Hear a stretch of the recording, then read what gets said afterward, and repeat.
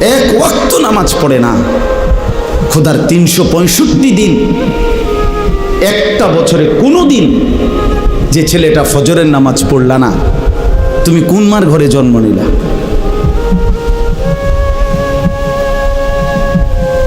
তুমি কোন বাপের ঘরে জন্ম নিলা? তোমার মায়ের 2 বছরের দুধের হক কি আদায় করো?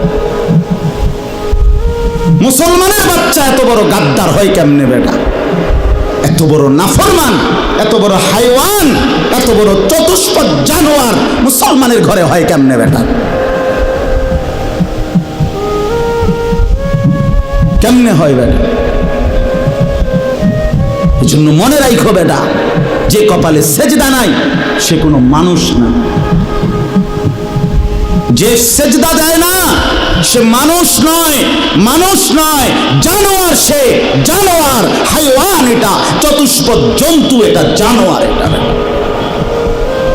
মানুষ না। যে কপাল সেজদা দেয় না। কেন আসলি বেটা তুই পৃথিবীতে বেটা?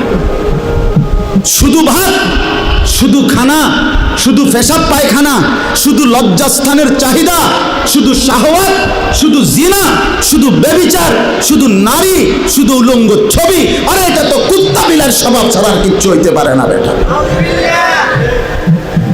এ তো জন্তু জানোয়ারের স্বভাব হইতে পারে বেটা।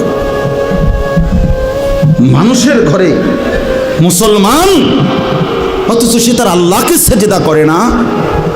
তুই কি মানুষ হইলি বেটা? কি পড়ালেখা শিখলি যুবক? এই ছেলে কি পড়লি বেটা? কার জমিনে বড় হইলি? কার আসমানের নিচে রইলি? কি রে বেটা? আমরা চেহারা চিনি না?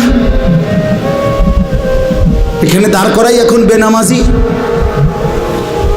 চেহারা দেখলেই তো চিনা যায়। বেনামাজির চেহারার মধ্যে তো কোনো দয়া মায়া থাকে না। বেনামাজির চেহারা তো নির্লজ্জ, বেহায়া, বেশরম, পাষাণ, দয়া মায়াহীন, এমন মনে হয়।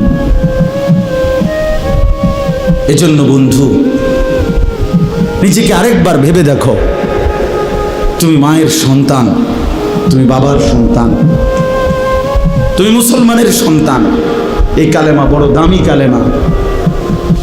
আমি 72 বছর বয়স্ক, 72 বছর বয়স বুড়া চাচা, এরকম একজন বয়স্ক লোককে গত আগস্ট মাসে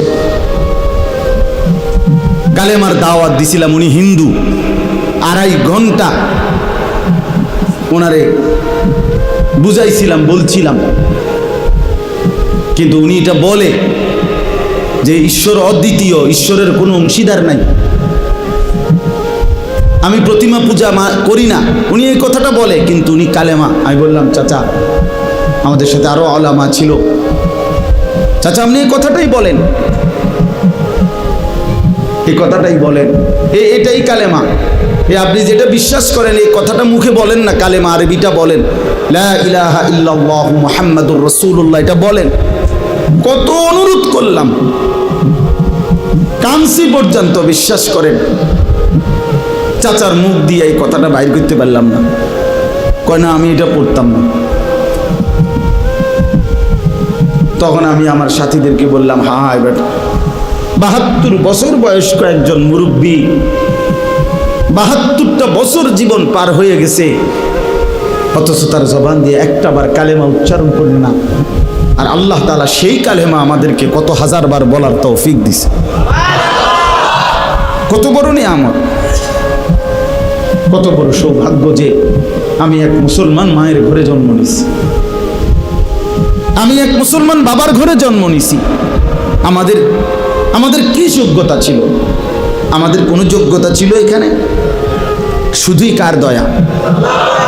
এত বড় দয়া যে আল্লাহ করলেন, এত বড় মায়া যে আল্লাহ করলেন, নিজে আল্লাহ পছন্দ করে আমারে ঈমান দিলেন, ঈমানদারের ঘরে জন্ম দিলেন, মুসলমানের পরিচয়টুকু দিলেন, মুমিনের পরিচয়টুকু দিলেন।